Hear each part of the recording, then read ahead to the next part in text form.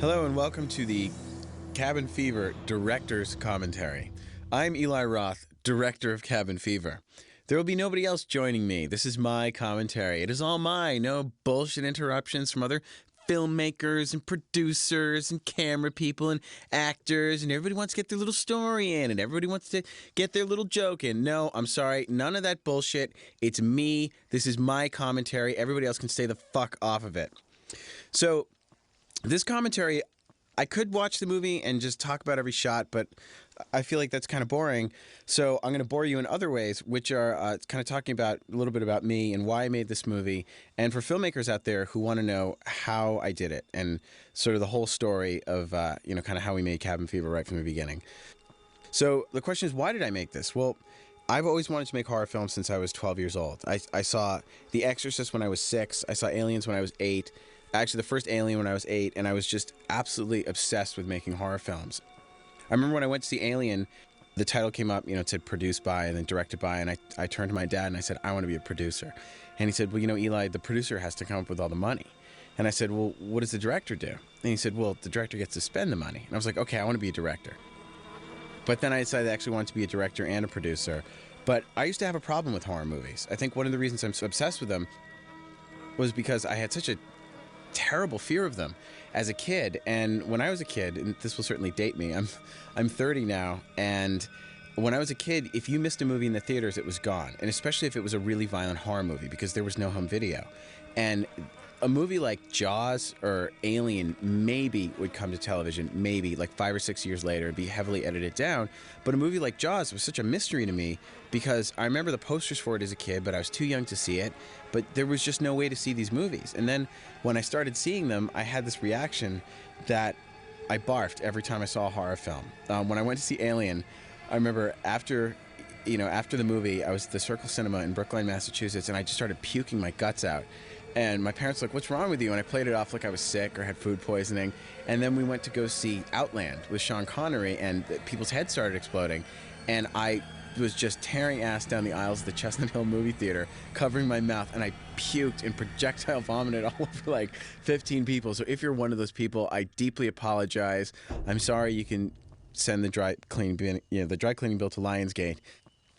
The Exorcist, John Badham's Dracula with Frank Langella, I puked everywhere during those movies.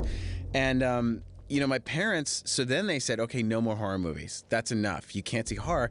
And I was pissed because, now the very thing that I was kind of obsessed with, I was not allowed to see. But then the real test was Raiders of the Lost Ark. And I think I was 11 years old when I went to go see it. And people said, well, you can't go see this movie because people's faces melt at the end. And I said, no, I'll be fine. And I watched Raiders and I didn't puke. And that was kind of like a victory for me. And I remember going home and telling my parents, hey, I didn't vomit.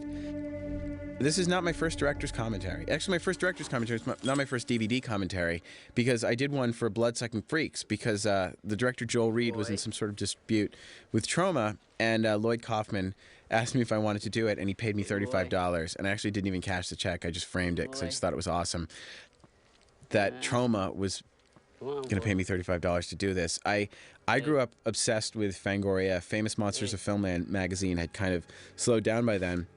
But I loved Fangoria and Cinefantastique, and I just thought that when I was going to grow up, that these movies would be made all the time. I mean, when I was a kid, there was a new horror movie coming out every week.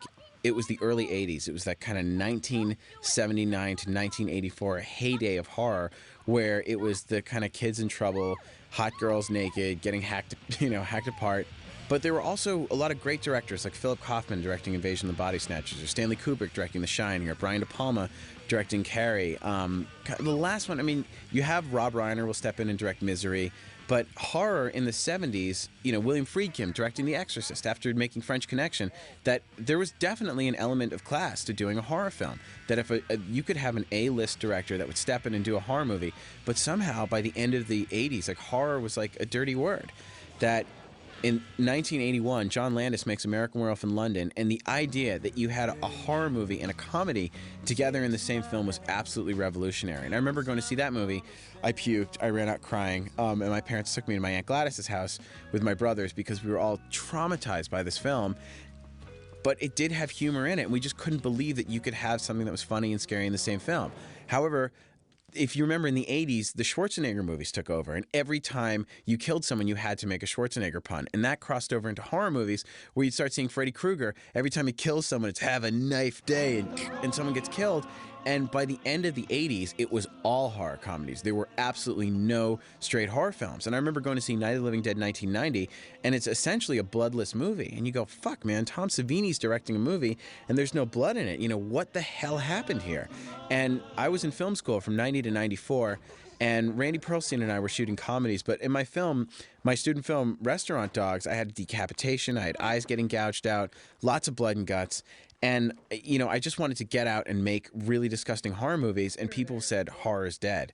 And it was really difficult. In 1995, it was like a really, really dark time because Dimension was just getting started, and Scream hadn't been made yet. And I remember people said, well, we'll see how this movie Scary Movie does, which was the original title of Scream. And another thing that started to happen with Silence of the Lambs is that if a horror movie makes over $100 million, it becomes a thriller. Like, I remember going to see Silence of the Lambs going, this is a great horror movie. And people were like, no, it's not a horror movie. It's a thriller. And there was this kind of studio mentality that if you made a movie that all of a sudden makes money and they want to use it to win Academy Awards, then they have to call it a thriller because horror is like a dirty word. Hey, pal. That really pissed me off. I didn't like that. I think Sixth Sense is a horror movie. It's a kid seeing dead kids, and it's one of my favorite horror movies. People would know it's a supernatural thriller. Well, what the fuck does that mean? I mean, a ghost thriller, like, that's not a horror movie. Like, people in Hollywood, there is such a stigma that you're not allowed to make a horror movie, that there's something somehow wrong with it. I started making films when I was probably 8 years old. I got a Super 8 camera that my father had, and we started doing animated films. Our first animated film was the Star Wars action figures, I think having a gangbang with Princess Leia, which we used stop motion. I don't know if that one's actually going to make it on the DVD, just for particularly legal reasons. But that was, you know, that was the whole thing. Then we took my younger brother, Gabriel, we took his dolls. He had a spider baby, and we filled it with blood and guts, and we cut it up with a chainsaw, and we did a whole stop motion. And then we would go out and try and find dead animals and film those. So from very early on, I was really into filming lots of blood and guts. And then we got a video camera. We were the first. My parents were so cool. They were totally supportive. I was 11. I was like, I want to direct horror movies. And they're like, that's great. You should go. We'll get you a camera, and we fully support it. And, you know, at my bar mitzvah, I was sawed in half with a chainsaw. That's what I wanted. My mom's like, Eli, what do you want to have? Do you want to have a DJ? And I wasn't friends with any girls at all. Girls were afraid of me.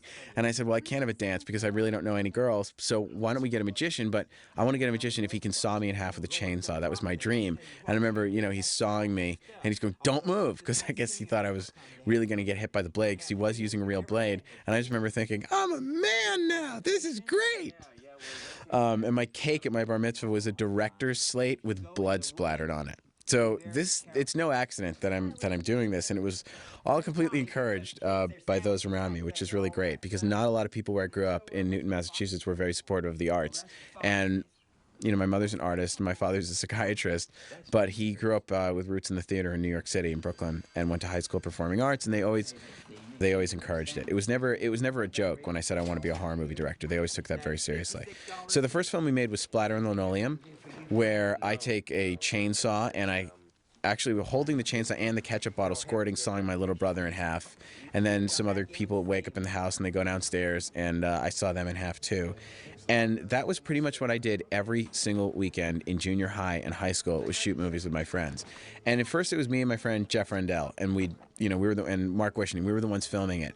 But eventually, kind of by like 9th grade, other kids saw the movies that we had done because we had, kind of this 2-year collection. And they say, okay, next time you're shooting something, let me know. And so I'd call them and kind of bring them in, and the cast sort of expanded. That sort of by senior year of high school, I had this kind of group of people that I could always call on and say, hey, we're shooting something. What are you doing? It's Saturday afternoon. Come on. And people were great sports about it. I think that kids who had no ambitions to act, I think, there are not a lot of people that want to act, but I think everybody enjoys dying in a movie in a weird way. I've talked to a lot of people who've said, I have no ambitions to be an actor. I don't want to be a star. But God, if I could get killed in a horror movie, that's like my dream. I think there's something about playing at your death that people really enjoy doing on film.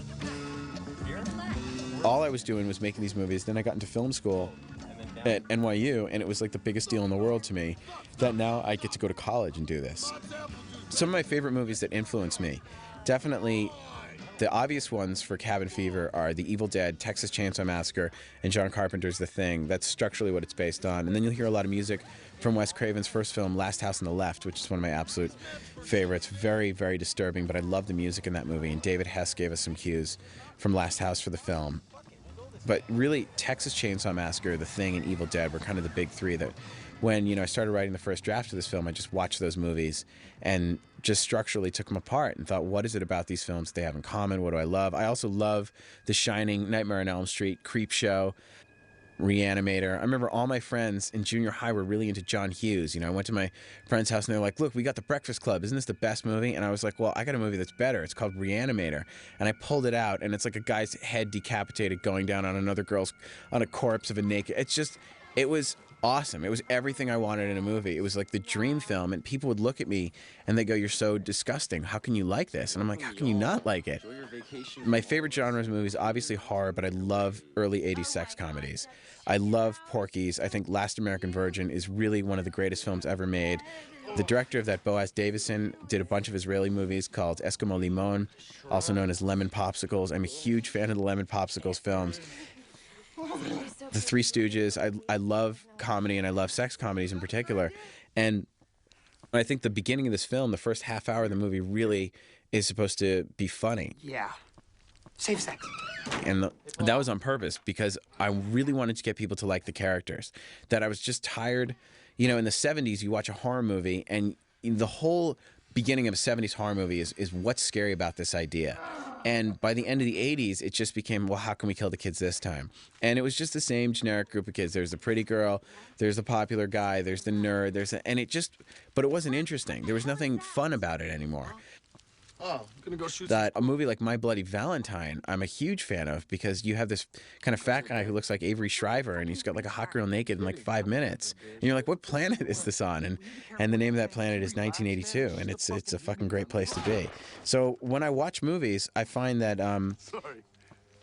these are the movies I watch. I watch John Carpenter's The Thing all the time. My brothers and I were so obsessed with it that we would animate it. And what I mean is we literally would sit there, because I made Super 8 animated films all the time. We'd sit there and we taped it and we watched it frame by frame, and we would just draw the movie because we just loved it. And I thought, God, wouldn't it be a great idea just to animate it? It doesn't really seem like such a good idea in retrospect, but it took up a good deal of our time at the time.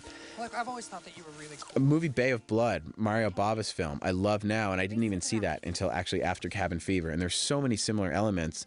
I was stunned, but then I realized that kind of everything from the 80s stole from Bay of Blood, from this great 1971 Mario Bava movie. And a lot of these movies are finally, for the first time, becoming available on DVD. For a while, there'd be maybe one video store in Boston or one or two in New York that had, the Dario Argento films, these Italian horror movies. And so it's only been recently that I've gotten really into like Cannibal Holocaust and Ultimo Mondo Calibali and Ruggero Deodato films and Umberto Lenzi films.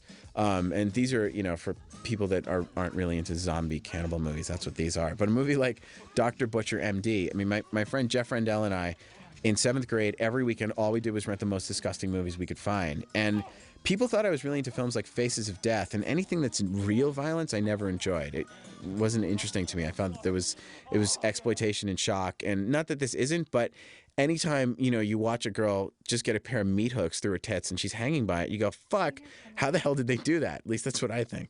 So, watching these movies, I got so into special effects that all I wanted to do, for a while, I really wanted to be a makeup effects artist. I mean, I wanted to direct, but I wanted to do all my own effects in my films.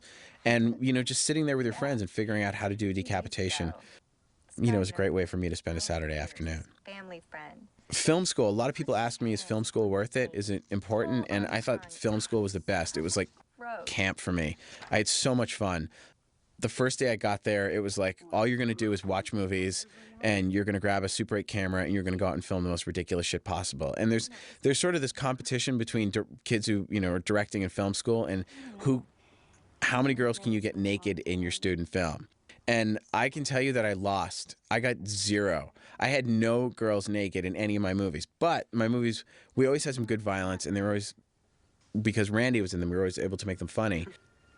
But kids, I was really shocked that there were a lot of kids who were so caught up and making these pretentious and serious movies about the Holocaust. And you're like, dude, you're fucking 20. How are you going to cure homelessness in, a 4-minute movie? And they're like, homeless, you get some kid from Ohio who's like, homelessness is wrong and I'm going to fucking fix it in my student film. So what they do is they film homeless people from across the street, and then you just hear, well, the streets have no name, and they just fucking cut it to U2 music. And I'm like, you filmed homeless people, but you weren't even on the same side of the street as them. And they're like, yeah, but my movie, it's going to get me a Student Academy Award. I mean, that was this huge deal to students. And I thought, fuck, I got to get one of these.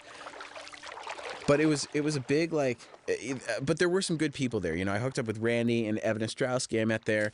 And the thing that was funny to me is you'd meet a kid and he's making a movie literally about the Holocaust and casting survivors with tattoos, which is fine. But when you're 21, is that really the subject matter you know best?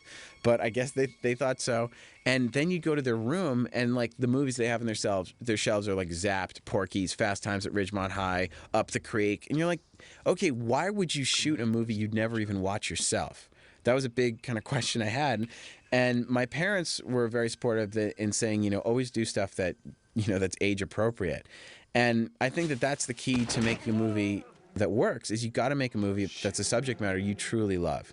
You can't just make something you think would be, okay, well, it's a cool idea, but that might work. I'm all for experimentation, but make sure you love what you're doing.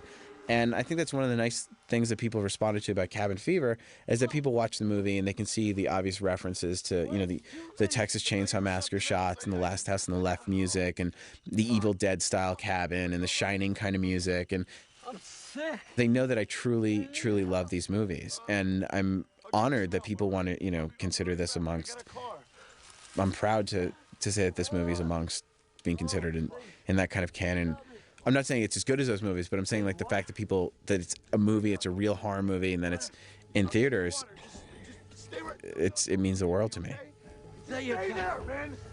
So Randy and I wrote this movie right out of film school. I was very fortunate that my student film was one of the winners of the Student Academy Awards, and I had lots of decapitation and violence, and NYU has its own award ceremony, and I didn't win anything. And my professor Boris was very supportive, but the other faculty members hated it. And people said, this is a piece of shit. This is a music video. This doesn't work. And I entered it nationally into the Student Academy Awards and was one of the winners. So I was able to use that energy to get an agent, which Randy was helpful with. We were both with the Gersh agency at the time. And we sat down and we just cranked out the script. And it was based on these experiences that I had had in Iceland, where I got this skin infection. And I just started scratching my skin and basically ripping my skin off. So I had read about this flesh-eating virus that was a real virus that 2,000 people a year in the U.S. get. And it gets in your skin and it just basically starts eating away at you. And that fucking terrified me, that you could get something and feel like you have the flu. And especially if you were in the middle of nowhere, there's nothing you could do about it. So I wanted to, make a movie that was in the spirit of Evil Dead or Return of the Living Dead, where these kids go off somewhere. Paul, trauma bonds people. You can tell us. And the bad guy is this virus, but they sort of turn into the monsters. That it's not like a zombie it's like a zombie movie where you get bit and, now there's a flesh-eating monster, but the flesh is kind of eating itself. But then the kids are almost monsters by the way they treat each other. But at the same time, they're kind of, I agree with everything they do. Birthday parties or with my dad. So raising the money for this movie, it was a nightmare. We wrote the first draft in 1995. And I remember there's someone at MTV Films who was like, this is really, really sick, and we'd never make this. And she goes, and I especially hated the ending. And I said, well, if you hated the movie so much, how do you know what happened at the end? She goes, well, I had to know what happened. I had to keep reading it. I was like, okay, so it must have entertained you on some level. But every company passed. Dimension, New Line, everybody. We resubmitted the script. I kept sending it in over and over. And every year, 96 would come. I'd just change the title and change the date and say it's a totally new draft. And all the people who were at the company the year previously were pretty much gone. So I just would keep resubmitting it. And people said no. And what people kept saying to me is horror is dead. Horror is dead. I heard that over and over. And then Scream comes out, and it's a huge hit. And they go, well, your movie's not enough like Scream because there's no killer. And then I Know What You Did Last Summer comes out, and I'm like, oh, my movie's going to be better. And then I Still Know What You Did Last Summer comes out, and it doesn't do as well. And people go, well, look, horror's dead. And I go, no, actually, shitty movies are dead. If you make a piece of shit, nobody's going to come see it. But if you make a good movie, if you build it, they will come. And then Sixth Sense and Blair Witch come out, and it's like, thank God that happened, because it just woke everybody up. And people go, well, Sixth Sense is a thriller. And I'm like, call it whatever you want. That movie scared the fuck out of me. And they say, and Blair Witch, the first time I saw Blair Witch, someone gave me a tape. It was before it opened theatrically, and luckily I saw it before the hype, and I loved it. And the thing that was so great about those movies was, the filmmakers got it that you can't appropriate MTV editing into a horror movie. I mean, maybe you can somewhere. I have never seen it work. That the best editing in horror movies are when you just kind of let it happen. You just let the movie happen, and you shouldn't notice the editing. You shouldn't notice the cutting. You should be engaged in the story. And I think a lot of modern horror films, they think, well, people, modern audiences don't want to see that. Kids get bored really easily now. And it's bullshit. You look at Sixth Sense, that movie moves at a snail's pace. It's 2 hours and 20 minutes, and you're fucking terrified. And Blair Witch, there are scenes with 10-minute takes that go on. It's an hour and 45 minutes, and it still works. And other people say, well, then you look at Signs and The Others and The Ring and these movies that are methodically paced. And that's what makes these movies great. That you can't just throw in a hip rock soundtrack, which will date your movie 2 years from now. You can't have fast editing. You got to shoot it. Go back to the 70s. Go back to the early 80s. Look at those horror movies. Why does The Exorcist work so well? Well, the first 45 minutes, I have no idea what the fuck is going on in that film. It's just crazy, weird shit in a rock, and you're terrified. It's dogs fighting, and it's sounds, and it's noise, and you need that stuff in a movie. You need to just sort of put people in a headspace where they're not in the movie theater. They're a little bit uncomfortable. And one of the things we tried to do with the opening title sequence, a beautiful sequence done by Scott Grossman and Eric Shealy, and a fantastic sound design by Brian Best and score by Nathan Barr, where I wanted to start off all peaceful and nice, but then slowly, we're in this field, and then flies start coming in, so that by the end of the credit sequence, the screen is just blood red. It's disgusting. They're horribly disturbing noises. And the idea is that, the first credit sequence, everyone's talking. You got, if someone forgets to turn their cell phone off, someone's coming back with a popcorn. You need people, just kind of let them settle in and let them get into it. We were kind of having the editing, we're very fortunate that we had George Folsey Jr. and Ryan Folsey helping out with this movie. I mean, George produced American Werewolf in London. He cut Animal House. He was John Landis' partner for many years, and he's a great filmmaker. And he was the one who convinced me, I mean, didn't take much convincing to shoot Super 35, but sort of showed me that it was possible to do that. And, his son Ryan cut the movie, and we watched The Shining when we were cutting it, and we very deliberately started the movie off slow. I said, the last 20 minutes of this film is a bloodbath. Let's just let people ease into it and actually get to know who these characters are before we kill them off. Oh, really? Yeah. So trying to raise the money for the movie was a nightmare. Once after Blair Witch came out, everyone said, well, can you shoot it on DV? And they said, Blair Witch was marketed over the internet. Why don't you sell your movie on the internet? And people were like, we'll give you money if you want to shoot it with a video camera and sell it on the internet. And I'm like, there's nothing wrong with that. I have no problem with that. But, that's not this movie. That this movie is going to be shot on film, and it's got to be a theatrical movie. That's what we're doing here. All right, I'll bet you. What happens then is, you find yourself, you've graduated film school. I had the Student Academy Award. I had a script. I had the whole thing storyboarded, ready to go, and you stand on the street corner as a production assistant, directing traffic basically, and it's really difficult because, I was 23, and a lot of people get out of film school and they go, fuck, they think they're just gonna be handed a camera, and I look back now and I really wanted to get a camera and shoot this movie, and thank God it took me so long to get it made, because I think that the problems that we encountered I could handle as a 28 and 29-year-old much easier than I could as a 22-year-old. I would have completely fallen apart, and the movie probably would have been a piece of shit. So what I had to do is in order to survive, I worked as a production assistant, and I started doing stand-in work. Now, stand-in work is something very specific for what happens when you're lighting a scene. Sometimes it can take an hour to light a scene.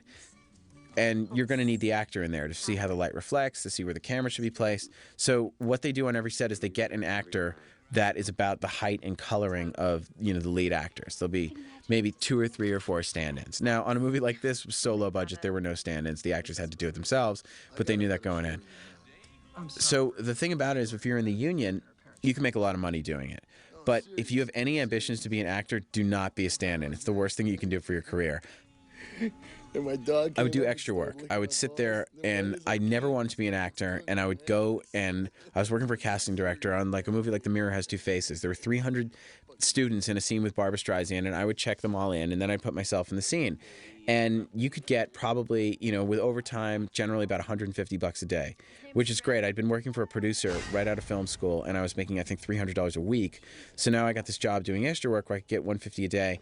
And I'm on the set of the Barbra Streisand movie with Randy Perlstein, and Randy got a line, and she's like, "Okay, Randy, Randy got what's called an upgrade, where instead of making $99 a day, Randy's now making $600 a day, and that's on an 8-hour base. So with overtime, Randy pulled in about $2,000, and I thought, fuck, you can hit the jackpot. I mean, you can make $2,000 just for sitting there doing nothing and hit your health insurance and all this great stuff." So Streisand is filming a scene, and she turns to me and she's like, she says, "Well, I heard that once when we fall in love, we hear Puccini in our heads." And the guy next to me goes, mwah, Puccini. And I realize that he's like kissing ass so that maybe she'll give him a line too. And she turns around and she's like, "Okay, yeah. Well, that's great. Do that during the take. So, of course, when she's shooting, she's like, "We hear Puccini." And like 15 guys around me are all going, mwah, Puccini. We love Puccini. So she starts like referring to us as the Puccini boys. And I'm like stuck in the middle. So now, of course, I'm caught up in it. And I'm like a freaking porpoise doing my little Puccini applaud. So then she puts a camera on me and this other guy, and she does the entire scene. And there's like 400 people watching us. She's like, Puccini. And we're like kind of nodding. She's like, "No, you love this teacher. You love this teacher. She's like your favorite teacher." She's like, "You love," and you hang on her every word. So we're kind of nodding going, "Yeah, Puccini." And then she's like, "Can you high five?" And we actually did it. We're like, "Yeah, Puccini." And then she called us back for this other scene where she goes to a Puccini concert, and she's like, "They're my Puccini fans." And there's me and like 2 other guys, and we really look like fucking porpoises. We're like, hi, Miss Morgan, hi. And we're going, "Yeah, Puccini's awesome." And because they were so cheap, they didn't want to pay us. This movie's like, it started at a $30 million movie, now it's like $70 million. Because they're so cheap, they didn't want to pay us. They had us mouth out the words, and they dubbed us in later. So I'm like, "Hi, Miss Morgan, we love Puccini." And after that, everybody started calling me. It kind of in the New York film world, it's a small world, and I'd see other people on set to be like, "Hey, it's Puccini boy." And then I remember I went to see at the opening night. It opened. I couldn't believe it. It's so horrifically embarrassing. I don't know why the fuck I'm bringing it up here, but my head is on screen, and I was so bad in the movie that I got bad reviews as an extra. There were reviews in Entertainment Weekly or some magazine where like, "Yeah, Streisand and Bridges have good chemistry, but these students are ridiculous." And there was a New York One news report which had clips of me. So if anyone wants to find some good blackmail footage, go rent The Mirror Has Two Faces, and you'll see me fucking humiliating myself. But that said, I thank Streisand because I was making $300 a day, and I realized, fuck, if I do this 2 weeks out of the year, then I can write. 2 weeks out of the month, I can write. It's like I'll do extra work, and it didn't suck up all my time, and that's how I can get health insurance, and that's how I can survive. And that, and certainly helping get money from my parents occasionally when I really ran into trouble, and they were great about it because they knew that I wasn't fucking around. And there were a lot of periods. I mean, there were years that went by where I would sit there every day and go, "How can I get Cabin Fever made?" I'd look at my call list of everybody I know and think, who can I call to get this movie made? And I didn't know, and I finally just kept working on production to production. I was assistant to the producer. I started working for a producer named John Panatti, who has a company called Green Street Films, and John taught me how to line produce and a budget and schedule. And I started working on this movie Illuminata that John Turturro directed, and I would budget it and schedule it. And then he'd say, "Well, what do you want to do?" And I'd say, "Well, just make me the stand-in." So basically, I stood in for every actor on the movie, and I could just watch. It was a great way to watch directors work, because I knew most of the assistant directors in New York at the time. They knew I had no ambitions to be an actor. And like Turturro was great, and he would talk about directing and filmmaking, and I could ask him about the Coen brothers. So for me, I kind of got this whole secondary education to film school working on sets. And as a result of that, when I walked on the set for the first time of Cabin Fever, I knew what the fuck was going on. I knew what the call time was. I knew the PA language. I knew going to copy that. There's a whole language that you have to know. And I also knew the pace of it. I knew that if you work a 20-hour day, that's not abnormal, that this is what it is. And I think that anyone that wants to be a filmmaker, the thing that I would recommend more than anything is work as a production assistant on sets. Do it. Just get out there and stand on the street corner and just see what it's like when you don't rehearse. Watch what happens when you have an actress like on Central Park West who's throwing a temper tantrum because she can't get her medication and she's going crazy and you can't film anything and she wouldn't shoot until she had her apple juice. So I just had been around crazy temper tantrum diva actresses, indulgent directors who do 40 or 50 takes of a single scene, and you watch it. And I remember I had a stand-in job on the movie Meet Joe Black, and it was one of these jobs that, like, everybody, it was such a big deal, that movie at the time in New York. It was like everything. It was Brad Pitt, Anthony Hopkins, and the first day, the ADs, my friend Chris Surgeon said, we'll get you on as one of the stand-ins, and the DP's like, he's not tall enough.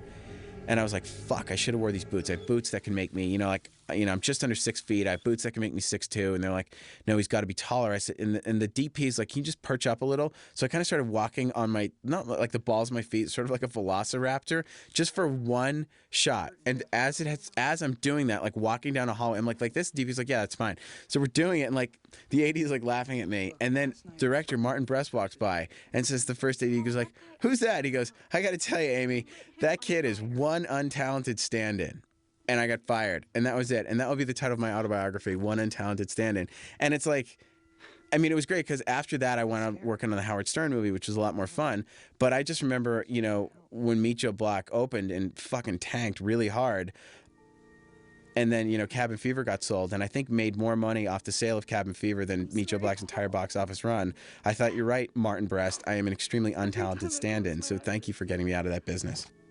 But I'm not bitter. No, I mean, even on bad movies and bad experiences, you can learn. And that's the most important thing. It's like, if you're going to be a surgeon, you don't just walk into a doctor's office and start cutting people up. I mean, there are some people who do and who have and have done it very successfully. In fact, I read an article in the Village Voice about a guy who performed like 700 sex change operations who wasn't even a doctor.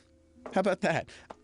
Oh, yeah. Anyways, but you wouldn't join an NBA team. You wouldn't just say, like, okay, I want to play for the Celtics, and then just walk on the court. The Red Sox are the exception. I mean, fuck, some of the people that they got, you wonder if they've ever picked up a baseball bat before. But, and I say that as a huge Red Sox fan, a pained Red Sox fan. But you got to know what you're doing, and you've got to know how a set works and how a set is run. And you are doing yourself a disservice if you've not experienced working on a professional movie set before, and do it at all budget levels. I worked on $200,000 movies. I worked on $100 million movies, and all that experience came into play later. It was all invaluable. Finally, I got to the point where I moved out to Los Angeles, and I was fortunate enough to get money for my animated projects. My first project was called Chowda Heads. It was a cartoon that I did for WCW Wrestling. It was really fun. I did it with my friend Noah Belson. We wrote it and did the voices, and I got to direct it and produce it and animate it, and I produced it with Evan Ostrowski. And Evan was really terrific, and we had a fun time doing it. And then I was able to get funding off that for a stop-motion animation project, which was, I wanted to do a show like Davey and Goliath, the kids' animated show, but with fruit, but they like fuck and kill, and they're really violent and dirty, but they're British, but they're adorable. And that was called The Rotten Fruit, and there are a couple of these on this DVD here. So that was like a dream project, but then, which Evan, also produced with me. And then he said, look, it's time to stop playing around with dolls. Let's do something live action. And I had this script for Cabin Fever. Now, this is in 2000. I said I wrote this 5 years ago with Randy, and every year I would take out the script and I would reread it and I'd dust it off and I'd update it and I'd take out like the dated references, and I just tried to keep it fresh. And he read it and he's like, this is hilarious. And I remember he gave it to Lauren Mays, and Lauren is like, I love this. I want to make this, I want to do this next. And I just thought, my God, here, because Evan had made a movie called Dead in the Water, and I was just so impressed that a friend of mine had produced a movie that was actually shot on film. That was really a big deal. So, because after film school, the first year there's 1,000 kids that want to be directors, and by senior year there's maybe 200 or 300 kids that want to be directors, and maybe 100 kids shoot their film, and then maybe out of that, maybe 80 of them, 75 or 80 of them finish their film, and out of those, maybe 5 of them make the Student Academy Awards. Like you go on to, basically not a lot of kids. The odds are so against you that you just, of being a director, that you just have to not stop. It's not. I really think it more so than anything, it's my perseverance that was able to put me in this position, much more so than talent, because there were a lot of very, very talented kids who either didn't have the drive or the discipline to stick with it, and it's a shame. And hopefully, you get in a position where you can start producing movies and give your friends jobs that you think deserve it. But I remember in film school, a lot of kids they didn't want to get their hands dirty. That I made sure that I was always interning and working on sets all the way through school, as well as doing schoolwork. And if you're gonna go to film school, it's a great education. It's a great way to fail in a safe environment. But make sure you work on professional sets as well. I think one of the myths about film school, people say, well, why should I go to film school when I can spend $140,000? If I take all the money I spend at film school, I could shoot my own independent movie. And it's like, yeah, you could do that. And then you could also have a $140,000 piece of shit and no money left for college. Chances are your first film, if you've never made anything before, is really going to suck. Because if you haven't failed and tried stuff out and failed, you can't learn. You have no mistakes to learn from. I mean, I'm not saying that there aren't exceptions. There certainly are. And obviously, if you can shoot it on video and find cheaper ways of doing it, then you should. But I would definitely recommend film school just because you can try stuff out and you can get criticism and you can fail. And the problem with once you make an independent movie on your own and you fail, then that's it. Like you've kind of poisoned the waters, and it makes it harder for you to do anything beyond that. We finally got the movie together. I sat down with Lauren Mays, and we finally were able to start getting, I finally felt like I had someone that actually had money, that had access to money, that knew investors and knew how to put a company together, which I was really never able to do before. Hello? So we started going out to investors, and what happened after that was everybody, again, I was really kept it quiet about the amount of people that had passed on the script. Someone would bring it up. They go, what about New Line? New Line, this would be perfect for New Line. I go, yeah, but they've already passed on it. And they go, well, when did they pass? I go, 1995, 1996, 1997. But we still kept sending it over there. And, Evan and Lauren said, we got to start casting. And we just started holding casting sessions. And we had some seed money so that if we had to make an offer, we could. But Joe Adams and Io Davis were great. They came on and they said, we're going to do this. We believe in the script. We believe in you guys, and we'll do this for deferred pay. And we were able to start seeing actors and see what's out there. And as we were doing that, we would meet with investors so that we could bring them headshots and say, well, yeah, this person's considering the role. And it's basically this process of kind of lining up the cart and the horse and getting everything together. But what happened was, I remember in August of 2000, Lauren and I went to North Carolina. And she's like, okay, we are shooting. And we started scouting locations and meeting people. And we pretty much had about $50,000 in a bank account, or $50,000 committed to the movie at that point. But we just started production, which is crazy. And we were kind of left with no option. But Lauren has the biggest balls out of anyone I've ever met. We found this other place. But she also knew that we had these other investors lined up. And these other investors, Sam was the first investor and he was in, but there were other people that were on the fence, and we realized that they kind of needed a kick in the ass. So that actually was very helpful to start getting the money flowing. So we knew where we were going to shoot. So we knew that once that money, the rest of the money came in, we'd have all our locations. Morning, son. Deputy. We'd know we were going to shoot everything. It's pre-production is everything. You have to have I had the whole movie storyboarded. Scott and I, Lauren was like, start meeting with DPs, start meeting with production designers. And I'm like, yeah, but we don't. She's like, don't worry about it. We will have the money. It's going to come in. Nobody needs to know that. We're going to have the money. We're going to shoot it. Just start meeting with people. And so I did. So she was right. She was totally right, because once the money was deposited in the bank, we had our production designer ready to go. We had the DP ready to go. We had all our locations scouted. The entire movie was storyboarded, and we could move very quickly. So we got down to North Carolina and we started casting, doing local casting. And I remember in one casting session, Robert Harris, who plays the old man Cadwell, and Fenster and Tommy and Dennis, they all came in right in a row. And it was great. I mean, I was so happy with the local talent we found in North Carolina. We're in High Point, North Carolina, in the middle of nowhere. And before the movie started, I was having nightmares every night. I'd have these dreams that I would show up on set and the set wasn't finished and it was up to me to build it, and there was a camera there but with no film. And those nightmares continued probably about a year after the shooting of the film.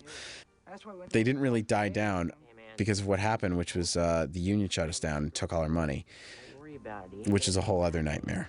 Looks like you guys scared him away pretty good. So basically, we're now in North Carolina. We have the movie shot, and we don't have the movie shot. We're starting production, and I still don't have the movie cast.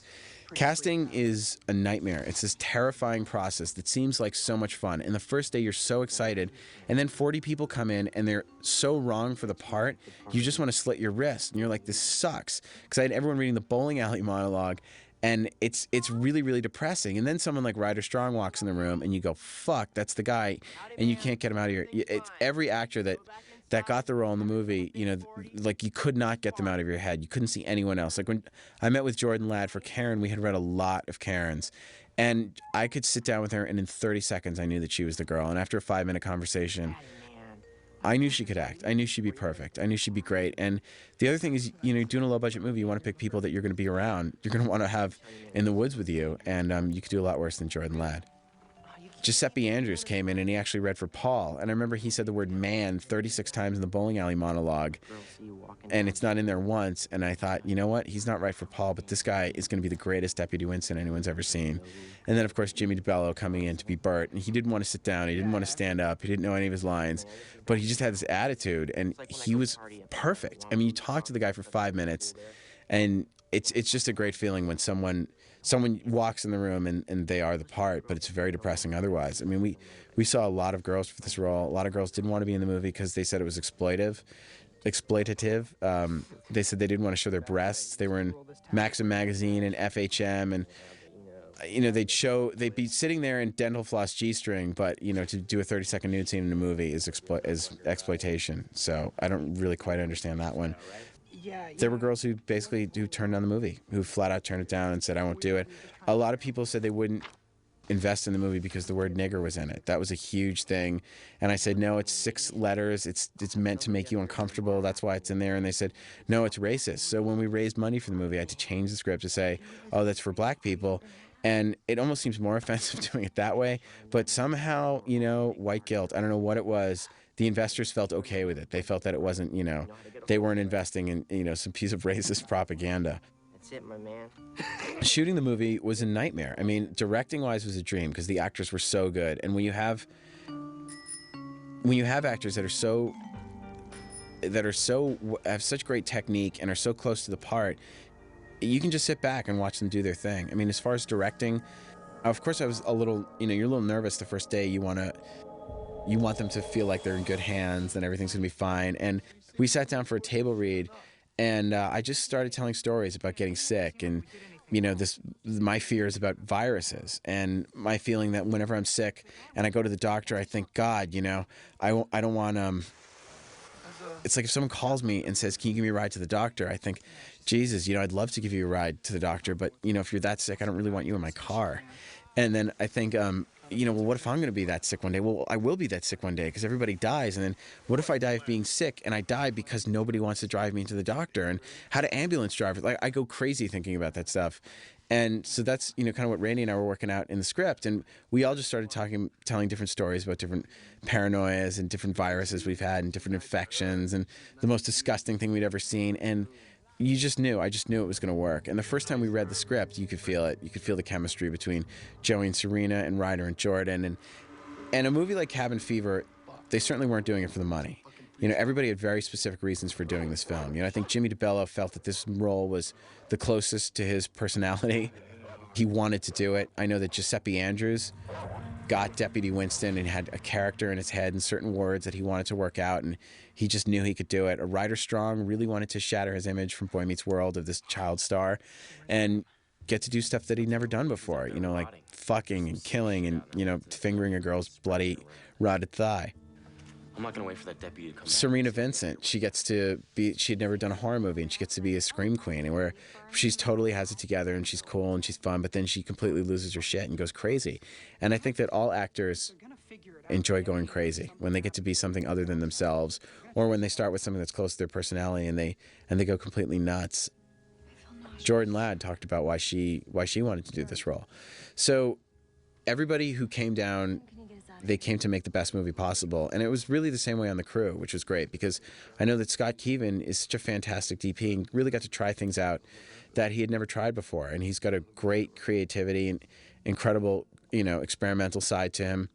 to watch me with the gun, man. And just it came up with these stunning visuals. Franco Carbone. I mean, it was such a great feeling to sit down with Scott and Franco and show them Francis Bacon paintings and Joel Peter Wickham photos and different color schemes and different shots from movies like House by the Cemetery, Lucio Fulci film. I love Lucio Fulci. He's one of my favorite directors. Watching that film with Scott and saying, look at the camera moves, look at the way the interiors are photographed, look at the, how you fall into darkness. And Franco very clearly said, we're not going to have, box. We can't just have four walls. We want to have depth. We want to be able to light it, go deeper and deeper into the cabin. And as the movie progresses and the virus progresses, the cabin seems friendly at first, but we're going to shoot it in darkness and weird, jagged things and strange shadows are going to come out.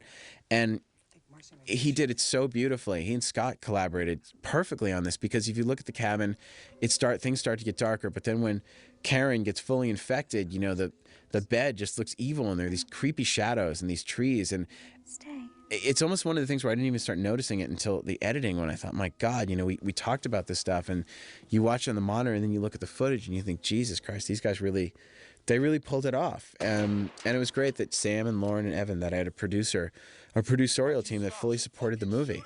I think if you're going to make a movie, I'd say I had probably 10 different incarnations of producers on this film before Evan. And every year they go, we love it, we're going to do it, we're going to make it here. And it just didn't work for whatever reason. You get some producer and they go, we love the script, we're going to make it. And then they run off to Vegas and start an internet company. And that happened to me a lot. And you get discouraged, but you think, fuck, everything happens for a reason. And, when this works out, it's going to be the right combo of people. And that's exactly what happened. The reaction to the film, I was just overwhelmed. I mean, we made this movie for no money. And to finish it, we actually, after we got shut down by the union, we still had more stuff to shoot. We had to come back to LA and started editing. We got Big Time Picture Company was so cool in giving us an avid for deferred pay and let us cut. And they knew that we would pay them eventually. And I cut a 10-minute trailer and met this guy, Jeff Hoffman, through my former agent, Jamie Waldron, who's now a producer. And Jamie's like, Jeff Hoffman is looking he made a fortune in Priceline.com. He started a number of businesses. He'd worked at NASA, and now he's getting into movies. And I thought, well, great. And he's also a total goofball, and you'll love this guy. And I showed Jeff this 10-minute trailer, and he's like, where do I sign up? It was great. We found investors that got the movie, and we actually got to kill Jeff off in the bowling alley massacre. And then, the other side was that I was also acutely aware of Blair Witch and how they use the internet. And I started leaking out photos to IMDb. Now, I will say this. IMDb is not paying me to say this, but it's the letters imdb.com, Internet Movie Database. It is the most valuable site for any young filmmaker. If you want to make a movie, go on IMDb and set up a page. People think it's some professional organization. It's not. It's like a couple people, I think in London or Sweden, that run it. And it's completely... anyone can write in anything pretty much. So that's why there's a lot of misinformation on there. But people take it as fact. And when I was raising money, people go, well, is your movie on IMDb? And the first thing they do is they look you up. And they look up.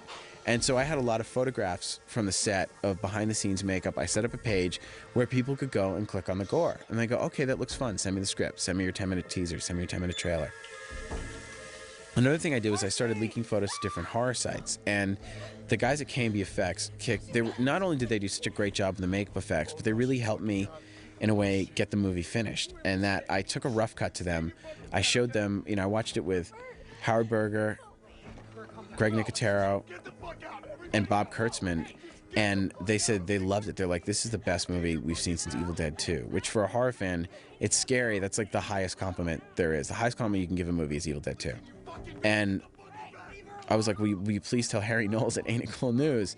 Because it's incredible how much influence he has. And I know that he loves horror movies, and I had been a huge fan of his site. And I'd seen what happens if he gives your movie the blessing, then it can really, really help you out. And so they wrote Harry this email, and Harry called me. And I'd never talked to him before. And very, very quickly, we found out that our movie tastes were frighteningly similar. We both love Dawn of the Dead. We both love horror movies. We're the same age, and we grew up watching the same films. And he totally respected what I was trying to do. And, very quickly saw that when I said I was a horror fan, that, I meant it. And he just got what we were trying to do, and he was so supportive. So before the Toronto Film Festival, even to his credit, even before Harry saw the movie, he had seen the photos on IMDb, and he just trusted what the guys at K&B said. There's the Toronto Film Festival was coming up, and they had some wrap-up, the Toronto wrap-up, what movies are coming, and Harry does like a 2-page intro saying, if you go see one movie, because we were the last movie shown out of 343 movies, and Harry wrote, if you go see one movie, go see Cabin Fever. I think that this is the movie that everyone's going to be talking about. And once Harry said that, everyone, all the buyers at the studios, they read that and they go, well, fuck, what's this movie Cabin Fever? What's Cabin Fever? And then everyone was talking about it. We had a great sales agent, Susan Jackson, who had been hyping these other companies, but now it's like you could point to, you could point to this Ain't It Cool news article and people go, fuck, if it's on the internet, then everyone's seeing it. And it just plays into the psychology, which sort of led up to the bidding war. By the time we got to the Toronto Film Festival, when I got there, I couldn't believe it. Everyone was talking about the movie. Distributors were running up to me going, we changed our flight. We're staying just to see your film. And you think, fuck, this had better work. Otherwise, I've wasted a lot of time and a lot of people's money. It was terrifying making the film. We got shut down by the union. And there was a day when we sat there and I'm gonna die in here. it's kind of this feeling where you suddenly need to come up with $100,000. And I remember watching Mulholland Drive. I worked very closely with David Lynch, and watching Mulholland Drive, I felt was the most accurate movie to Hollywood because it just feels like some guy's a bad cup of coffee, and he makes a phone call, and it has nothing to do with you, and a phone call's made, and a phone call's made, and a phone call's made. Next thing you know, your movie's shut down. I don't know why the union shut us down. I don't know why they targeted us. I think after 9/11, we were the only thing shooting on the East Coast. There was not a lot of stuff. There's nothing happening in New York, and not a lot of stuff in North Carolina, and they wanted to make us a union movie, and they did. And it was a very upsetting, disturbing experience, but we got through it, and we made a deal with them, and that's what happens, and that's what you got to do. That when you shoot an independent movie, if you shoot non-union, even if you're in a right-to-work state, it's just luck of the draw. We were not breaking any laws. They just decided that they wanted to be part of Cabin Fever as well. After the Toronto Film Festival, it really was that moment where your life changes, where people kept coming up to and saying, how does it feel to have your life change? There was kind of the before Toronto Eli and the after Toronto Eli. Although I'd like to think that I was always kind of an arrogant, egotistical prick long before Toronto. But I remember being at the screening with my agent, Jay Baker, and we got the screening was at 2:45. It was for buyers.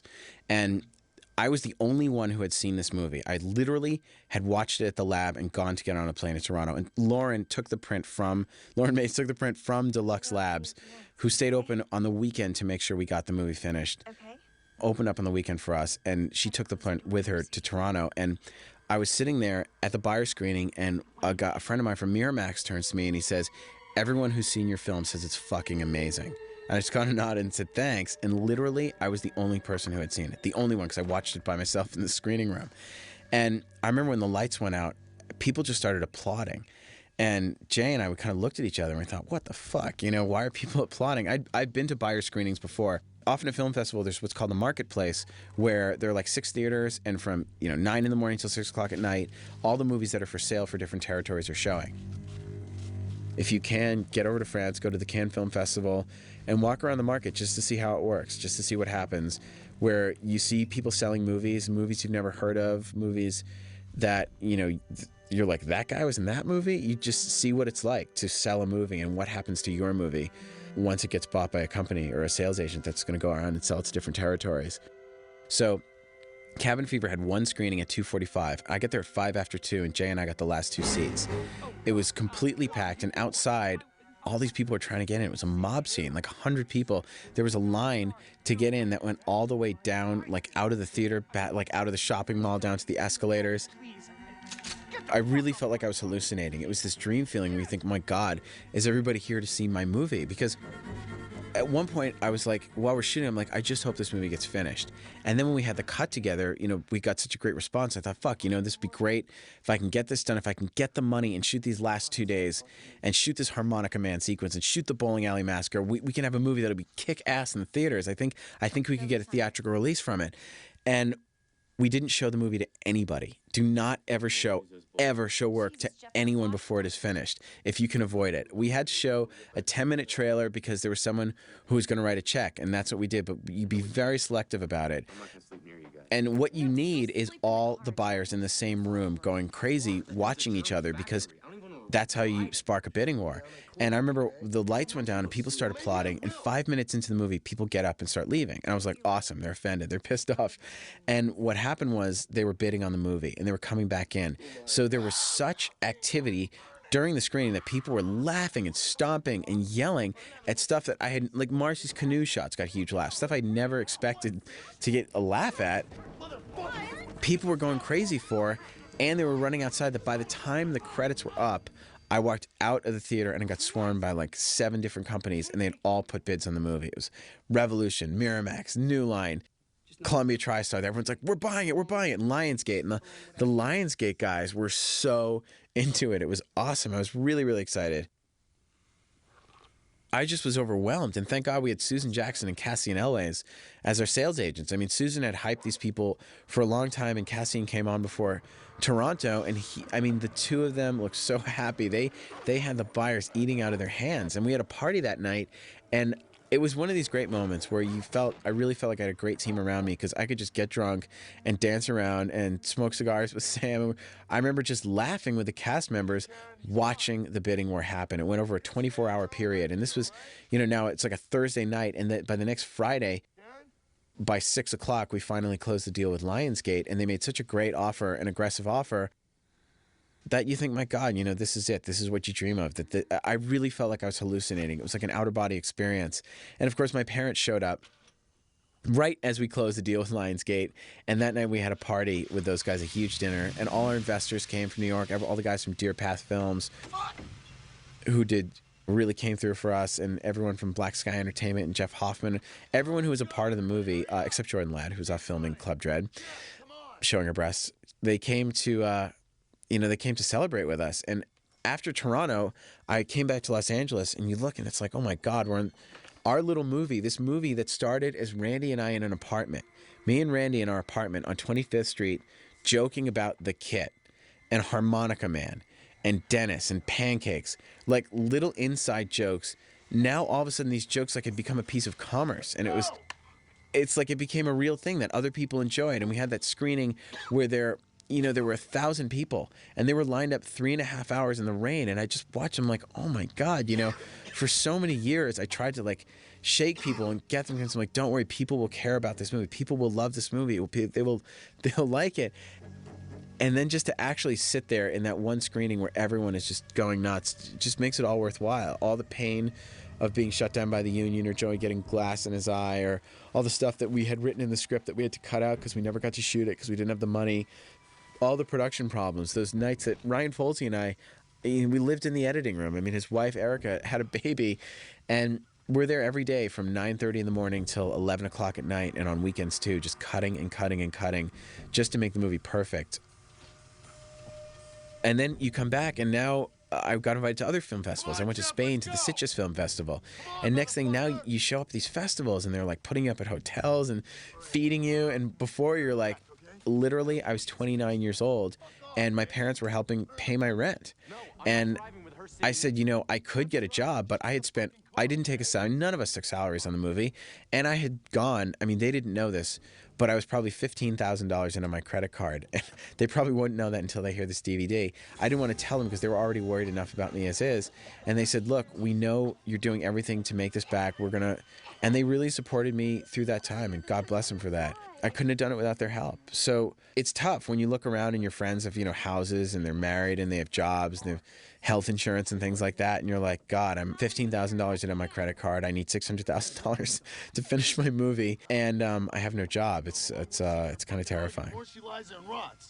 How sick are you, Bert? One of the nice things about having a film like this is that you get to travel the film festival circuit, which I'd always heard about and I'd always kind of dreamed about doing. And it's a great way to see the world, especially when you don't have money. And after Toronto, I was invited to the Sitges Film Festival in Spain. And it's just like I got flown to this town, this beautiful village about 30 minutes south of Barcelona. And you go from this feeling of total panic in the editing room, where thinking, God, is this going to work? God, is this going to work? To the rush of Toronto, where we sold the movie, where I really had been working, not just 7.5 years making the film, really intensely for probably the last 18 months without a day off.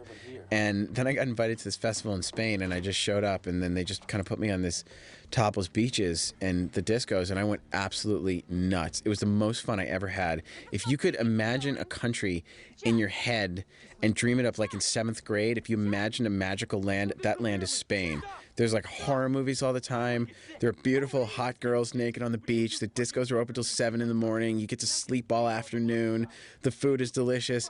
I went crazy, and it was so much fun because I got to meet a lot of other filmmakers. I met this Lucky McKee, who made this movie May, which is a fantastic film. Roger Avery, got to go to the premiere of Rules of Attraction there. Harry Knowles was a judge there, and it was really great because we won Best Special Effects, and that was in, I guess, October of 2002, and it was in March of 2002 that I first showed the rough cut of Cabin Fever to the guys at K&B Effects, and they wrote that email to Harry saying, this is the best movie we've seen since Evil Dead 2, and Harry's publicity about it on Ain't It Cool News helped generate the buzz, which sparked the sale, and the sale is what got us into Spain.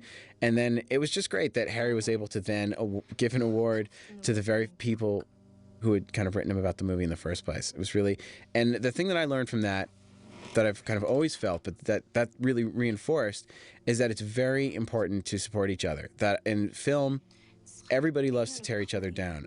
In Hollywood, that people love to watch each other fail. And in the horror world, I really feel that is the exception. The other horror directors I've met have been so fucking cool and nice and accepting and welcoming. And I feel the same way. I think that anyone that's going to make a horror movie, for the most part, they love horror movies. And there are not a lot of us out there. And there are not a lot of horror films that are being made, and not a lot of them that are being made as well as a film like May. So when a movie like that, when there's independent movies that are out there, go and support them. People say, well, how can we see more movies like this? And the answer is, I don't think the public realizes how much power they have. I mean, studios don't have a slate of movies that they say, well, we want to make this, we want to make that, we want to make this. What happens is you see what movie was #1 at the box office and on that weekend, and the next week, 10 films like it go into production. How to Lose a Guy in 10 Days makes all this money. You're going to see a whole bunch of movies like that. Bringing Down the House makes money. We need a movie like Bringing Down the House. So if, obviously this DVD is being recorded before Cabin Fever comes out, so I have no idea how it did at the box office. Hopefully it did very well. But when you see a movie you like, don't be afraid to support it. Don't be afraid to go on the websites and talk about it and to get people excited about it, because the internet has been the greatest tool for independent filmmakers, not just for distribution, but for publicity. I mean, we had absolutely no money for publicity, but for free, for the most part, we could set up that IMDb page. I think it's, $15 a photo to post it, but it's worth every penny. So use it to your advantage. But at the end of the day, I guess you have to have a good film. There's this disease. I think all my friends are getting it. Some of my favorite things about shooting in North Carolina, this kid, Matt Helms, comes in, and here he is doing his pancake karate. I mean, that was not in the script. It was just supposed to say pancakes, pancakes, and this little kid shows up, and the first time I was like, who's that girl? Because I saw a photo, and they're like, no, that's not a girl, that's a boy. And I was like, are you kidding me? And then I saw him in person. When you see him in person, it's like, yeah, it's a boy. But I said, we gotta, and his mom's like, y'all can cut his hair. And we cut his hair into this amazing kind of Betty Page mullet. And he did this karate routine in the audition, and I just thought, this has got to be in the movie. Or as Jordan Ladd pointed out, I said, should this be in the movie? And she's like, why the hell not? And I was like, yeah, why the hell not? This general store with country hams on the wall. Like, you can't write country hams or hoop cheese into a script. It's just kind of there. But when Dennis did this karate, it was fantastic because the whole crew after that was kind of yelling, pancakes, pancakes. And this is one of my favorite moments for Jimmy DeBello, just the look on his face where he's just like, what the fuck is going on here? Richard Boone, who played Fenster, I mean, I remember telling, we had a local casting director named Mitzi Cargan, who has a casting company called Cargan and Johnson in North Carolina, and she was so terrific. I said, Mitzi, we got to have a guy who's kind of like this big sort of lurched, lumbering type guy. And, we had actors coming in and they just weren't right. And she goes, I saw a guy in a grocery store last night, and I went up to him and I got his name and his phone number for you, but he's not an actor. so his name is Richard Boone, and she brought him in, and he's like, "This is Richard," and I'm like, "Hi, Richard." I'm like, "Can you say we'll need the kit?" And he just goes, "We'll need the kit," and it was perfect. I'm like, "That's all you have to say. That's brilliant. That's brilliant." So then we're riding up to set the first day, and Richard turns to me and he's like, "Yeah, I was in prison." And I'm like, "What?" He's in the van. He's like, "Well, not prison. It was more of a psychiatric hospital." And I'm like, "For what?" And he's like, "Well, I took my daddy's bulldozer and drove it around town." I'm like, "Oh my God, I have a 350-pound mental patient who actually wound up being better behaved than Jimmy DeBello." But he, I didn't know if he was doing it for shock value or what. But we're sitting in the van, and I was like, "Okay." I was like, "Well, aren't you excited? We're going to be shooting your big scene." He goes, "I don't know. If I wasn't doing this, I'd just be walking around." And I was like, "Okay." So then we get on set, and he sees Ryder Strong, and he just goes, "Boy Meets World, Boy Meets World, Boy Meets World, Boy Meets World." I was like, "Are you okay?" He's like, "Am I going to do a scene with Boy Meets World?" I was like, "Dude, Boy Meets World's going to put a fucking screwdriver in your head." He's like, "Oh, man, oh, man." So he took a Polaroid with Ryder, and he went around, and he's like, and Ryder, of course, was totally cool and was so nice. And then he took a Polaroid with Ryder, and that night went around to different restaurants going, "I'm in a movie with Boy Meets World. Y'all gonna give me free food?" And it worked. He went to some Chinese restaurants. I was like, "Oh, Boy Meets World, here you go." Like, he got, like, literally, they let him eat an all-you-can-eat buffet. I remember he was very happy at craft service, at the catering when you were allowed to get seconds. But Richard, I remember the very first shot, Richard had never been on a film set. So after the first take, he turns to me and he's like, "Why are we doing it again?" I was like, "Well, we have to move the camera and we film it from another side." He's like, "Well, why?" And I was like, "Well, because it's called editing. You edit the movie together later." And he just goes, "All right." And then he's like, "What's that doohickey the cameraman got?" And I was like, "Well, it's called a light meter." He's like, "All right." And then by day 3, he's like, "What f-stop you shooting at?"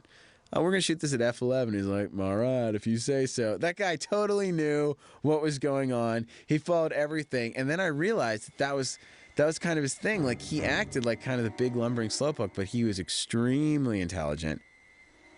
And he was a really, really sweet guy and a great sense of humor. And he was fantastic. And the way he holds the kit and cradles it like it's the most important thing in the world is perfect. And I warned him. I was like, "Richard, just so you know, people are going to come up to you for the rest of your life and they're going to ask you what's in the box." And he's like, "Can I punch him out?" And I'm like, "I don't think you're allowed to punch him." He's like, "What if a photographer wants to take a picture of me? Can I punch a photographer out?" I was like, "I don't think so." He's like, "Well, Sean Penn punched the photographer out." I said, "Yeah, he did." And Richard calls me up and he's like, "Hey, is Bruce Willis going to be at our premiere?" And I said, "I don't think Bruce Willis is going to be in our premiere." "Why not?" "Well, I don't really know Bruce Willis, and I don't think he's friends with anyone in the movie, and he probably goes to a lot of these premieres, "All right." "What about the girl from Step by Step? She going to be there?" I don't know if the girl from Step by Step is still in the premiere circuit. And then he's like, "What about Bob Saget?" And I said, "Saget's a possibility. I think we may get Saget." Apparently, Richard Boone is the world's biggest Bob Saget fan. He wants to be on Bob Saget's television show. If you're listening, Bob Saget. It was really funny being in North Carolina with Ryder Strong, who I had never watched a single episode of Boy Meets World. I had no idea what the show was, really. And Ryder, I guess everyone else on the planet has watched it. So the first time, I remember we were in North Carolina, we were at a restaurant, and we couldn't get served because the entire staff and kitchen, we couldn't get our food because everyone was standing around our table, and they're just like smiling. And we're like, "Oh, they're smiling at Ryder." And Ryder's like, "Hi." And he says hi to everyone, but they don't go back to the kitchen right away. They're just talking and talking and talking. And this is like a fairly nice restaurant. And the other patrons are now getting pissed at us because they're like, you brought the big celebrity, and now, we can't get our food. But then I remember going into a Subway. We were like driving back from Mount Airy, North Carolina. There was like a gas station / Subway, and we go in to get sandwiches, and the girl's like, "We're out of that bread." And she goes in the back, and I see her on the phone. 5 minutes later, like 7 cars of like teenage girls show up, just coincidentally while we're at the Subway. And Ryder was so gracious to every single one of his fans. And then we were filming in this Boy Scout camp, and these when we're filming all the exterior of the cabin, and these kids would come by, and these groups of kids, and Ryder's like, "Oh God, you gotta hide me." And I'm like, "Why?" And then when they'd see Ryder, like kids, they just, like, rules are out the window, like they just start screaming. They're like, "Boy Meets World, Boy Meets World." The leg shaving scene was something I had in my head for years. Oh God, look at that meaty chunk of her leg there. I love that. And the night that we filmed it, I was so happy. Scott Keevan did such a beautiful job shooting this, and Robin Acott was our the gaffer, and the way he lit it just looked so beautiful. I just wanted to keep filming this scene forever, not just because I had Serena naked in a bathtub, but I just wanted to do stroke after stroke after stroke. And this poor girl that tub was so gnarly. It was so disgusting, and she was shivering and she was shaking, but she did a great job. And then this is obviously shot like 2 weeks earlier, where she comes out of the cabin and she's got her bloody legs. You write the script, and it's tough because Garrett had these great makeup appliances that would have probably taken 6 hours to do. And when you have money, you can do that. You can spend 6 hours in one shot. But when you're getting 35 shots a day, you just you do the best with what you have. And these guys did such an amazing, amazing job with the makeup effects that I was thrilled with everything. I mean, we're sitting there in discussions, and I'd say, do you know it'd be awesome if after she gets ripped up we see her foot? And then you're filming it, and then there's a props guy, and he's got a foot down there, and it's down there, and it's beautiful, and it's got the flip-flop on it and everything. I was like a kid in a candy store. Basically what I do with my friends and my brothers, just hacking them up on weekends with the chainsaw. It was very much a similar spirit on Cabin Fever. It's just we had more money to do it, and better tools and a lot better talent, frankly.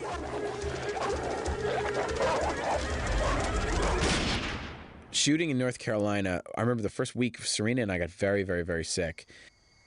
And we were joking that everything that happens in the movie happened in real life.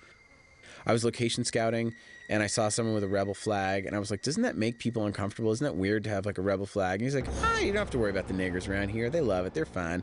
And I got so uncomfortable. And then we left, and we're like, oh my God, that's like Cadwell saying that scene in the movie. And it was just this awful, uncomfortable moment where it's like, am I supposed to correct this person and suddenly teach this 40-year-old hillbilly about race and racism and why it's wrong?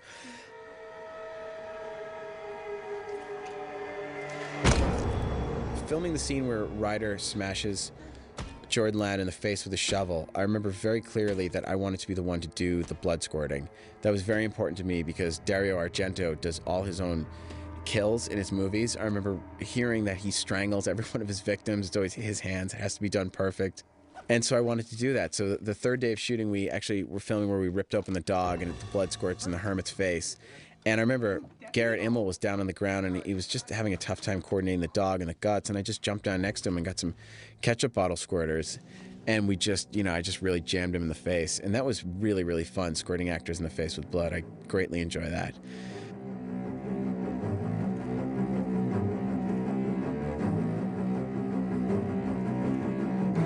These kids were trouble the minute they stole from Cad. God. Some sacrifices or something. The scene where the guys approaching the house with a cabin, Tim Perotti, Richard Boone, Hal Courtney. This was the first scene that we shot with these guys, the first thing they'd ever done. And I remember we needed them to come back for 4 days, and I thought, God, we're going to scare these guys off because we had to get them completely covered in blood. And I kept saying the first day, I'm like, not every day is going to be like this. Don't worry. This is the worst one. This is the bloodiest one. But they were totally into it. Richard Boone getting the screwdriver in his ear, Ryder just whacking him in the head with that screwdriver. And Tim Perotti, did this terrific stunt where he flew backwards. And Hal Courtney, there he goes, just bam, where Hal had never been in a film before. And the first thing we did was rig him up with squibs and blow out his stomach. And it was great because the blood hit the lens of the camera. And now Fenster's fumbling for the kit. And there he goes, the Dawn of the Dead shot. I remember watching that scene in Dawn of the Dead where that zombie gets a screwdriver in the ear, and probably more so than anything in that movie, that freaked me the fuck out. That's my little nod to that.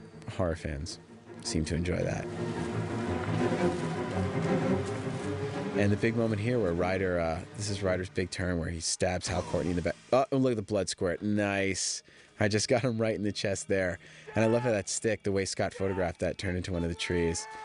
There was a whole sequence filmed at dusk down the hill, and then you're shooting the movie, and it's like, well, you can't afford to shoot at dusk because you can't have lights.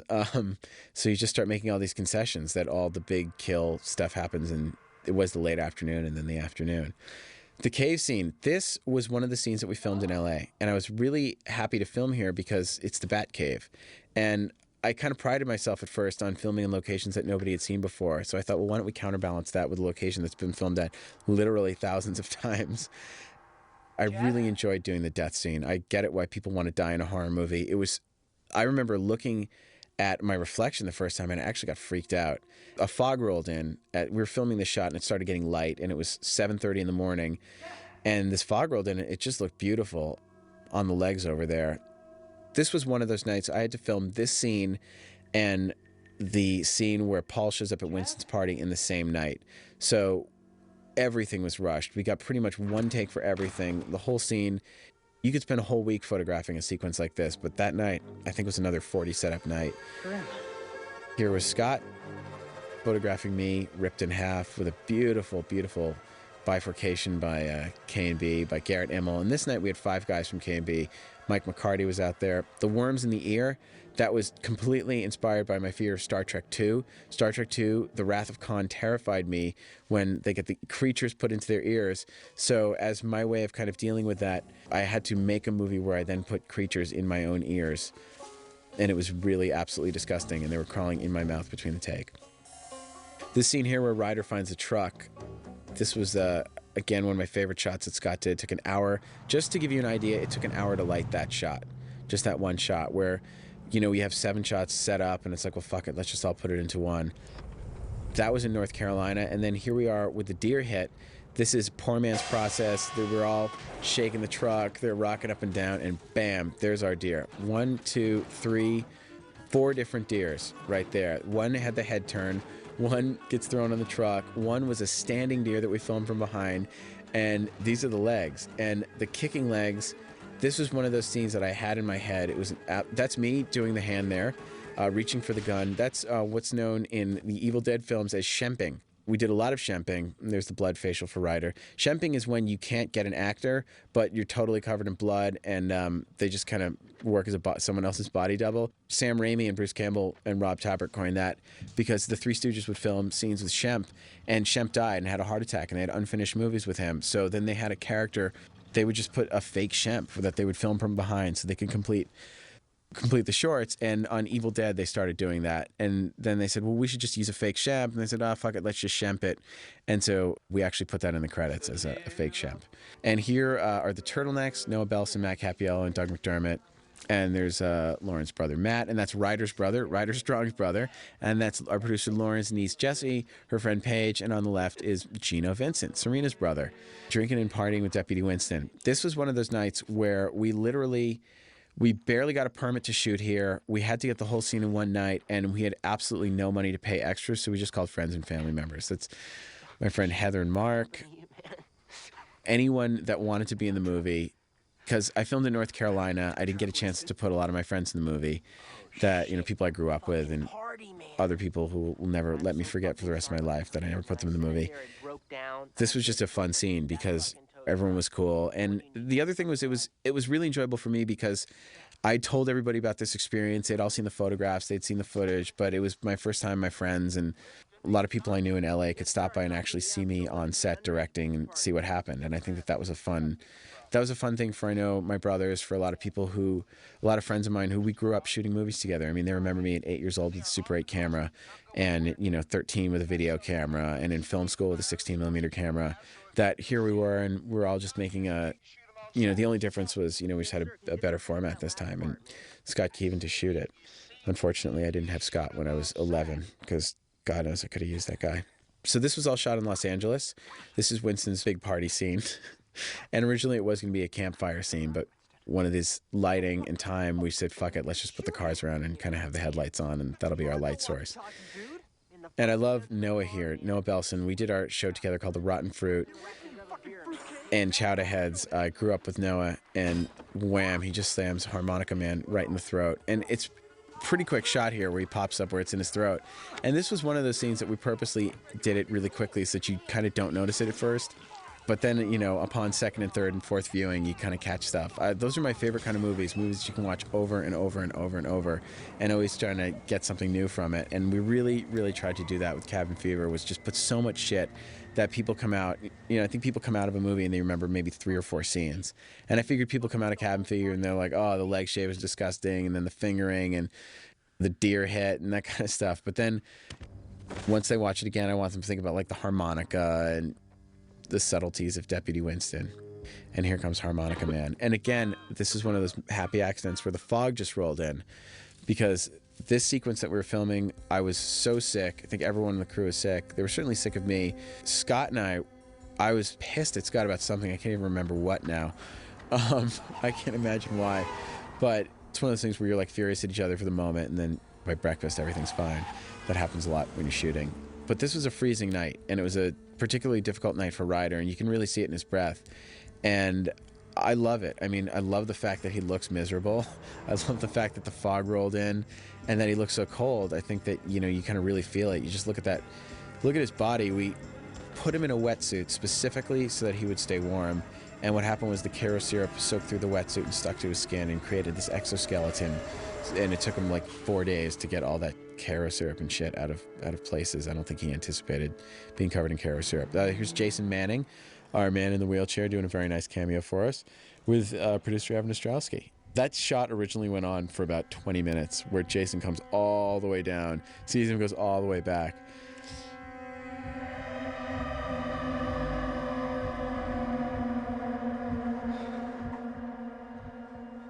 And here we have a flashback sequence where Paul is remembering things. This was something that Ryan Folsey and I came up with in editing. And one of my favorite things about this scene is Nathan Barr's use of Angelo Badalamenti's love theme. I mean, Angelo, he's a great, great, great, great guy, and really one of my favorite composers of all time. And I'd known him for a number of years, and I saw him in Cannes at 2001. I went there with Evan Ostrowski to try and drum up business. And that's another good thing for filmmakers to do. Go to film festivals that have marketplaces. But we were in Cannes, and I saw Angelo Badalamenti, and I told him about the movie, and I said, yeah, I'm making this movie, and he offered to do music for it, and I was so honored. And he did the most beautiful love theme that, you know, you really hear. It's all Angelo playing that during the fingering scene. And Nate put it in the movie where he played it on the harp, and I couldn't believe. I mean, Nathan Barr is such an incredible composer. I mean, Nate composed something like 75 minutes of music just on his own for the film, and you know, he could take Angelo's themes and interpret it. And even Deputy Winston, like Angelo does Deputy Winston's theme as well. So later in the scene coming up, you can hear Nate just took Angelo's theme and played it on the cello and put on, you know, did the string version of it where it's really, really dark. These whole hospital sequence is very much inspired by The Shining. This was our one Shining shot, which of course went on for like 25 minutes. And then in editing, we kind of trimmed it down. And there's producer Sam Fralick, the great Richard Fullerton as the sheriff, and our friend Tom Terrell on the right, who we filmed the Hog Lady scene at his house, and a lot of other shots. Let us film on his property. Very, very, very cool guy. This scene with Deputy Winston was filmed at 6:30 in the morning. The sun was coming up. We had to block the light. We're rocking the car. And we'd actually lost Ryder at this point because he had to get on an airplane. So, you know, Giuseppe's kind of talking to no one. And I want to make an entire movie about Giuseppe Andrews. I love Deputy Winston. I want to make a whole film just about him and his weird world and the strange things that go on. But I think that every movie I ever make for the rest of my life, I'm fortunate enough to make another one, which I hope I am. I'd certainly want to put Giuseppe in there. I want to talk about the music because I think that watching a DVD, you can look at the pictures and the images and the performances. And I think what makes or breaks a scary movie is the score. Absolutely. That a movie like Psycho, Texas Chainsaw Massacre, The Exorcist, I mean, really Jaws and Psycho are probably the easiest examples where you could go, you know, the score is one of the things that really makes that movie terrifying. And what was very difficult for me was when you're raising money, you know, we had the movie cut and we still didn't have all the money. And people would say, well, is it going to be scary? Is it going to be scary? And you go, yeah, just wait till you hear the score. And Nathan Barr was a composer who had worked with Lauren Mays and Sam Fralick, and he's a genius. I mean, the guy, when I don't use that word lightly. Obviously, I think Caddyshack is genius. I think Scott Baio is a genius, but there's a different type of genius where there's someone that's actually legitimately a genius, and that's Nathan Barr. he can play like 75 different instruments. And I went over to his house, and he's a little younger than I am, and we had the exact same DVD collection. We had, The Shining, Evil Dead, Texas Chainsaw Massacre, Exorcist.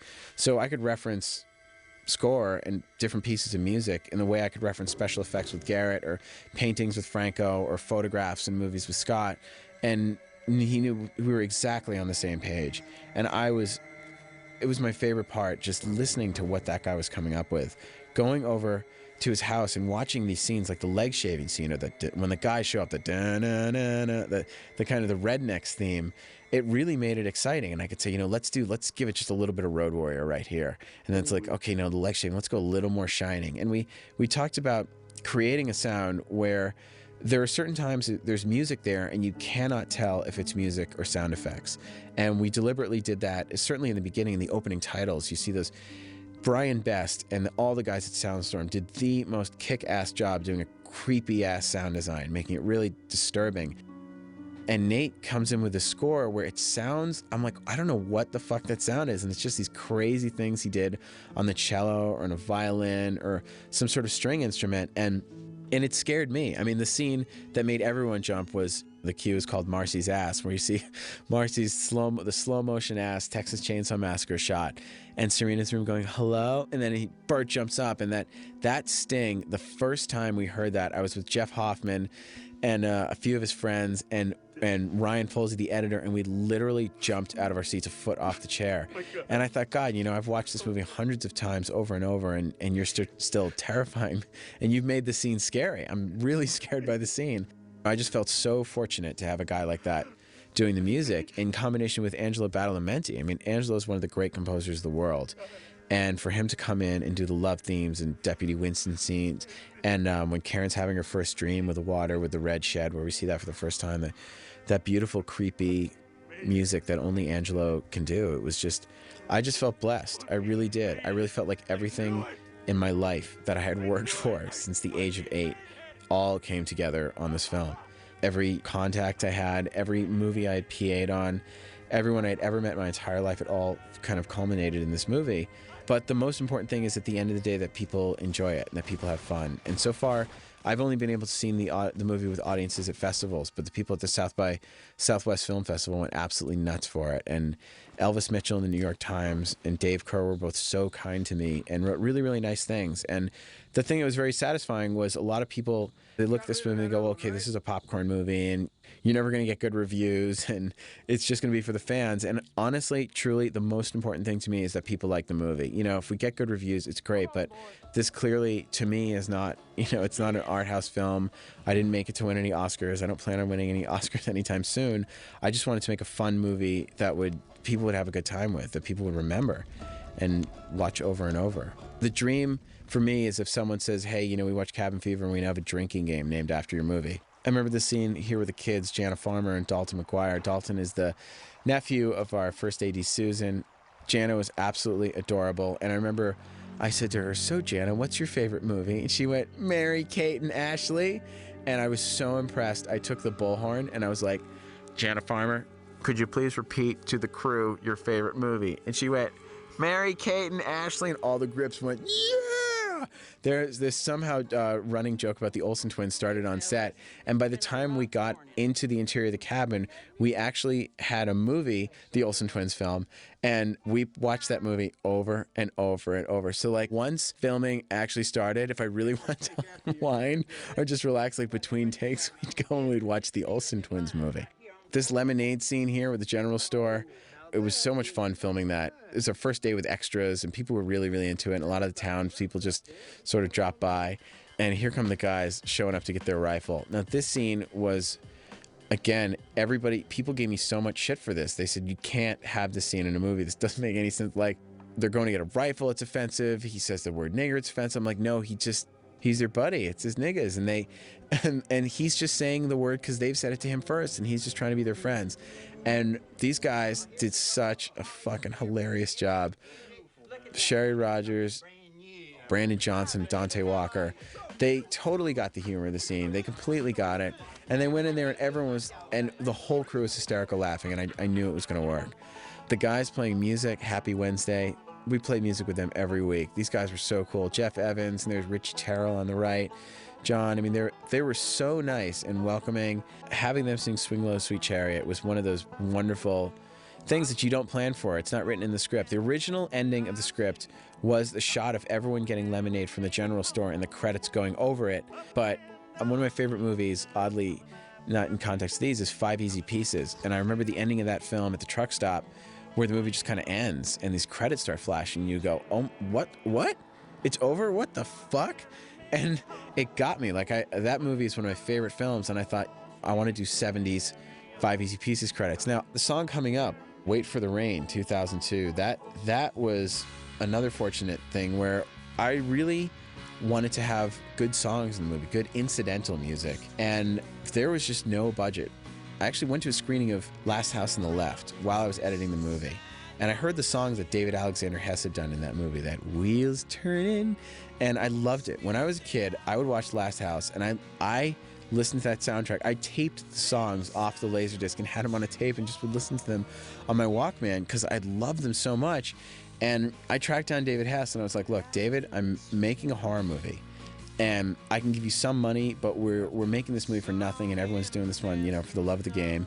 Can we use your songs? And I think David was just so pleased that someone wanted to use his songs in a modern horror film, and that someone who really loved them. It wasn't like a joke. It wasn't a novelty. It's like someone who really, really loved this music and understood what it stood for and understood what it meant and why it was recorded at the time and what he was going for in that kind of early 1972, as my brother calls it, pre-Watergate feel. And he said, yeah, we'll give you The Road Leads to Nowhere. And The Road Leads to Nowhere for horror fans is one of those classic 70s horror themes. And he said, my kids, Bo and Jesse, they do a great version. They do a great version of Road Leads to Nowhere, updated. And David's the one who suggested to me, he said, what about using it as the end credits? I said, we have this whole Swing Low thing. And then I looked at it and I thought, fuck it, you know what? Why don't we put the cast over Swing Low, and then for the crew credits, over the Crawl Over Black, let's do this song. And they hadn't recorded it. It was the first time they had recorded anything. And we went in the studio, and the first time I heard it, I had chills. I had like tears in my eyes. I couldn't believe how good these guys sounded. And it was, again, it's like the way I felt when I heard Angela Badalamenti composing a love theme for Karen. I thought, Jesus, this is a fucking Angela Badalamenti theme for my movie. That was exactly how I felt about having David Hess's Wait for the Rain sung by his kids. I thought, Jesus, this is a new version of this song that I grew up loving in my favorite horror films. And now here it is in my horror film, and it just absolutely blew my mind. All these people were so great. Rebecca Clark and the Film Commission were amazing in North Carolina, getting us these locations, showing us around. Michael Rosenbaum was originally going to come on to play Justin, and he's a good friend and a big supporter of horror movies. David Lynch, my parents, everybody that just supported me through this and helping it through what was could have been a nightmare. On the producing side, actually was a nightmare, but directing-wise was a dream, and now producing and directing-wise really was a dream come true. When I was a kid, it drove people crazy because I would never leave the theater until all the credits had rolled up the screen. I felt that if people worked on the movie, I owed it to them to sit and read their credit, and I would read every single credit. My parents will attest to that. And then sometimes it's like for reading all the filmmakers that worked on the movie, you're rewarded, and they give you this little bonus. And I thought, wouldn't it be fun? Let's put this little tag here. And if he's been drinking that water, the down-home water, based on what we've seen in the movie, I think there could be some trouble. And the beginnings of a great sequel. Thank you.